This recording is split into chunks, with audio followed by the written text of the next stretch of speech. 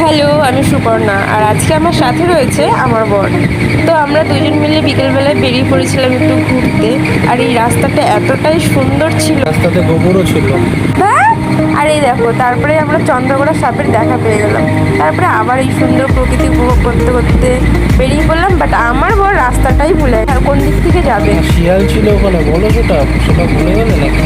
আরে না, ক্যামেরাটাই অফ ছিল। বাহ, খুব ভালো। উফ, আমি থাকবো আর ঢং করবো না, তাই কখনো হয় নাকি?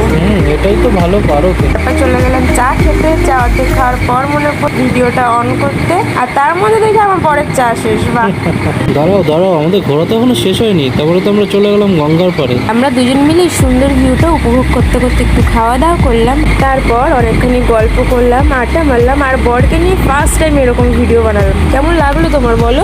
খুব ভালো। আমি আর এরকম বানাতে চাই না ভিডিও, কিন্তু আমাকে জবরদস্তি করে। ওর কথা বাদ দাও, যাই হোক আমাদের ভিডিওটা কেমন লাগলো জানিও। তো এই ভিডিওটা এই অবধি, টাটা। Bye bye.